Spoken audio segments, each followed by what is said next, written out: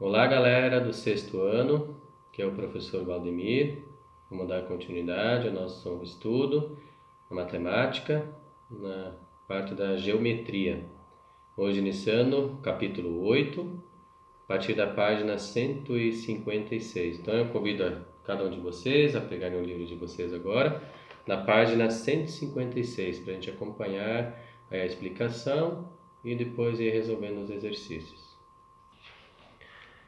Então, na página 156, nós temos as formas planas e não planas.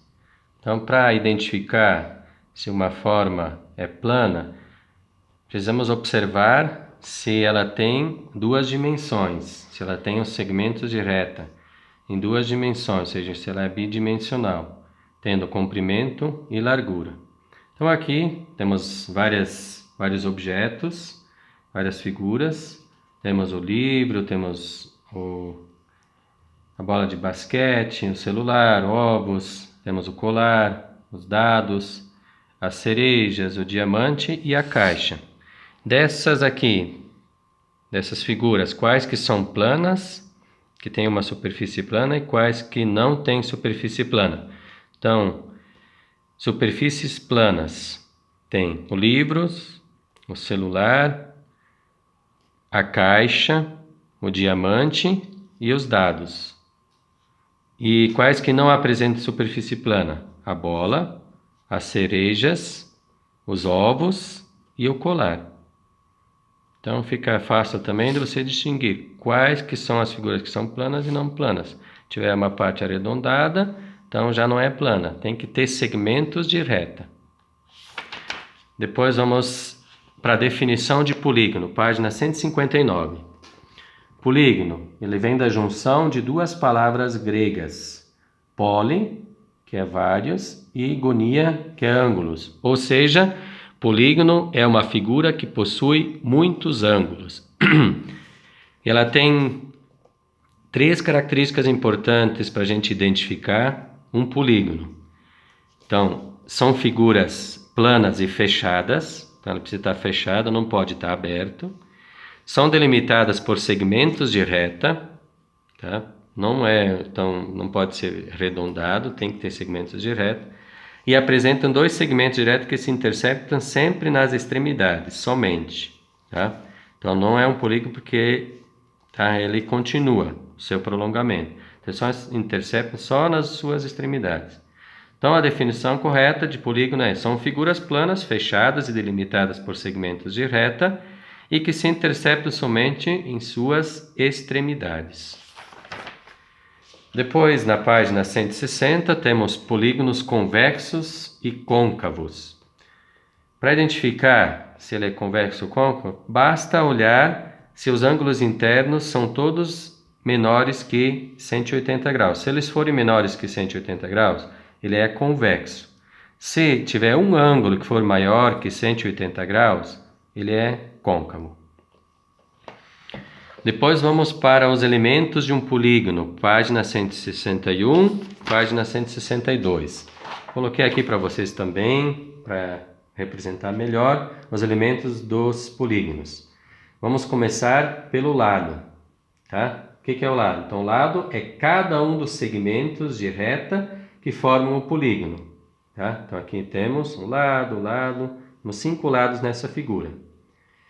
O vértice é cada um dos pontos que une dois lados. Então, aqui temos um vértice, tá? Todos eles, então temos os 5 vértices.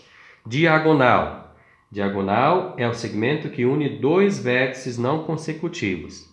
Então aqui temos outra diagonal. Não pode ser aqui. Isso aqui de B até C não é diagonal porque representa o lado. Tá? Une dois vértices, mas não representa diagonal. Ok? E temos o ângulo interno e externo. O ângulo interno são os ângulos determinados por dois lados consecutivos. Tá? Então, dois lados consecutivos formam o ângulo interno. E o ângulo externo, tá? Ele é formado por um lado aqui, esse aqui, e pelo prolongamento do outro lado. Ou seja, então, somando o ângulo interno com o externo, tem que ser igual a 180 graus. Depois, vamos para a nomenclatura das figuras, tá? Quanto ao número de lados, ok? Então, temos 3 lados, tá? Triângulo. 4 lados, quadrilátero. 5 lados, pentágono. 6 lados, hexágono. 7 lados, heptágono. 8 lados, octógono. 9, eneágono. 10 lados, decágono. 12 lados, dodecágono. E 15 lados, pentadecágono. Para ser regular, um polígono ser regular, ele precisa ter todos os lados com a mesma medida. E automaticamente os ângulos também com a mesma medida. Então, eles precisam ter ângulos congruentes. Então, o triângulo, por exemplo, então ele tem que ter todos os lados iguais. Então, ele é um polígono regular. Depois, os principais polígonos. Principais polígonos que nós temos. São os quadriláteros e os triângulos. Começando pelos quadriláteros, temos o trapézio. Então, as suas características que vocês podem depois ver. São 3 trapézios diferentes também. O paralelogramo é um quadrilátero. Losango, também você pode ver características, e na página 167. Depois, na página 168, nós temos o retângulo, ainda também sendo um quadrilátero, e o quadrado. E depois temos o triângulo. Triângulo é um polígono que possui 3 lados. Ele tem uma classificação diferenciada quanto aos lados e quanto aos ângulos internos. De acordo com a medida dos lados, ele é classificado em triângulo equilátero quando ele possui os lados com as mesmas medidas. Então, se tiver os 3 lados com a mesma medida, ele é equilátero. Triângulo isósceles, ele possui 2 lados com a mesma medida.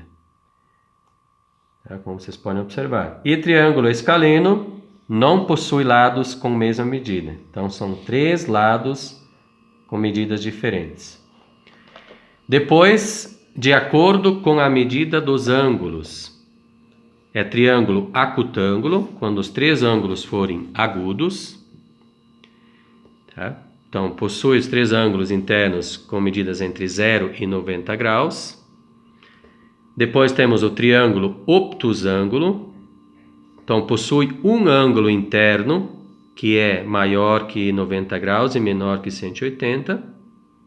E o triângulo retângulo, que precisa ter um ângulo de 90 graus. Tá? Como vocês podem observar aqui. Então, com essa explicação, tá? Vocês podem ir fazendo todos os exercícios, tá? Do capítulo 8, com muita atenção, com muita dedicação. Aí, tirando as dúvidas, se precisarem rever sempre o vídeo novamente, vocês podem rever, observar aí o que está explicando também nas páginas do livro, tá? Para conseguirem resolver realmente todas as atividades. E eu gostaria agora de convidar todos a voltarem bem no início do capítulo, para a gente dar uma olhada nessa figura que aparece, que é o tangram. O que é o tangram?